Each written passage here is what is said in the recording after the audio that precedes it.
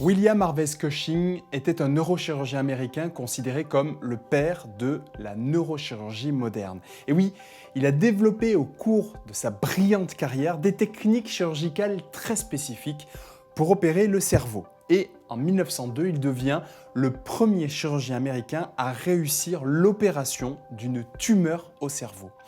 En 1912, il s'est intéressé à un syndrome particulier lié à un problème hormonal. Et dans cette vidéo, dont le thème est lié au programme de terminale spécialité SVT, nous allons nous intéresser à la maladie qui maintenant porte son nom. J'ai nommé la maladie de Cushing. Allez go, c'est parti.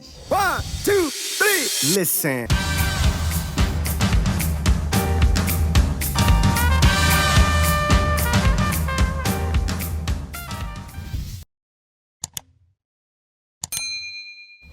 Dans la vidéo du chapitre 19 évoquant la thématique du comportement et du stress, nous avons vu que le stress aigu constituait une réponse normale pour une personne donnée face à un agent stresseur. Les glandes médulo-surrénales sécrètent de l'adrénaline et les glandes cortico-surrénales sécrètent du cortisol. Puis, dans la vidéo du chapitre 20, on a vu ensemble que, dans certains cas, votre organisme pouvait être débordé face aux agents stresseurs et que ça pouvait engendrer des conséquences sur votre santé. C'est ce que l'on a appelé le stress chronique.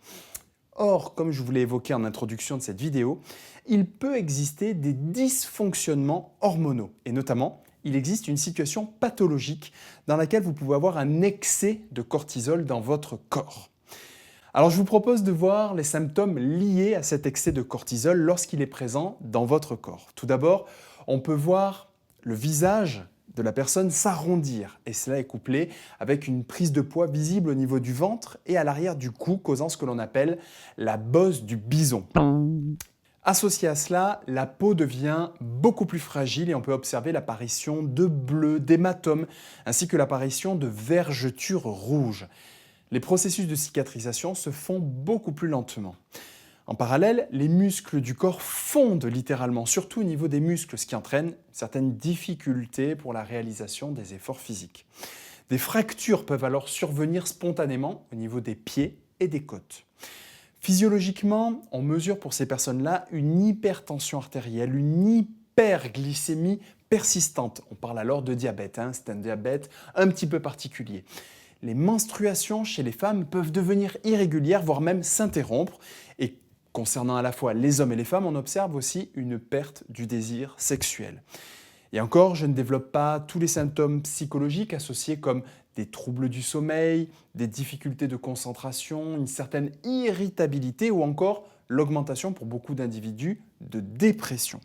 Alors, cet excès de cortisol peut avoir différentes origines. Je ne vais pas toutes les développer dans cette vidéo, je vais me focaliser uniquement sur la cause la plus fréquente, j'ai nommé la maladie de Cushing, provenant du nom du chirurgien évoqué en introduction de cette vidéo qui est à l'origine de sa découverte. Pour comprendre cette maladie, il faut zoomer au niveau du cerveau et plus précisément au niveau de l'hypophyse. Et oui, à partir d'imagerie de type IRM, on peut observer pour ces personnes malades la présence de tumeurs. Alors qu'est-ce que ça veut dire exactement? Lorsque certaines cellules de l'organisme se mettent à proliférer, donc se multiplier ou avoir des mitoses à répétition, si vous préférez, mais de manière incontrôlée et illimitée, eh bien ce sont des cellules dites transformées. Cela forme ce que l'on appelle des tumeurs.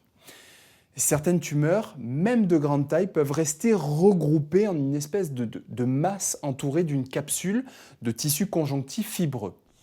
C'est ce que je vous rajoute sur votre écran. Il s'agit alors de tumeurs dites bénignes. Et malheureusement, lorsque les cellules tumorales sont capables de se détacher et d'infiltrer les tissus environnants, donc autrement dit de se disséminer, comme vous le voyez ici, et de migrer dans d'autres organes, cela devient des cellules, cette fois-ci cancéreuses, issues de tumeurs malignes. Donc, concernant la maladie de Cushing, au niveau de notre hypophyse, eh bien la tumeur, elle est ici bénigne, mais elle entraîne une surproduction d'ACTH, la fameuse hormone produite par l'hypophyse, qui, après être libérée dans le sang, agit sur des cellules cibles, et notamment certaines présentes au niveau de la glande cortico-surrénale, provoquant alors la libération en grande quantité De quoi? Eh bien de cortisol, notre hormone responsable de la longue liste de symptômes de cette maladie de Cushing que je vous ai évoquée précédemment. Vous avez donc ici sur votre écran, sous forme schématique, l'axe hypothalamo-hypophyso-cortico-surrénalien, avec représenté ici une des causes possibles de cette très forte concentration en cortisol dans le sang. Le premier traitement proposé chez la plupart des patients ayant cette maladie, c'est finalement l'élimination de la cause, c'est-à-dire l'ablation chirurgicale de la tumeur. Donc ici, on retire mécaniquement la tumeur. Et pour cela, il faut que cette tumeur puisse être bien repérée en imagerie cérébrale et que la zone atteinte soit accessible pour le chirurgien. Dans la plupart des cas, on peut corriger cet excès pathologique de cortisol dans le corps, et ça c'est plutôt positif.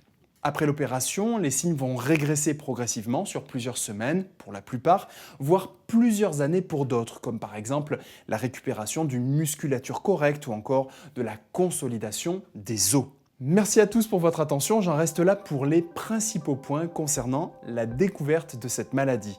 Elle peut être inclue avec, on va dire, un beau corpus de documents dans un bel exercice proposé en classe de terminale, voire même à l'épreuve du baccalauréat, qui sait, en fonction des thèmes choisis.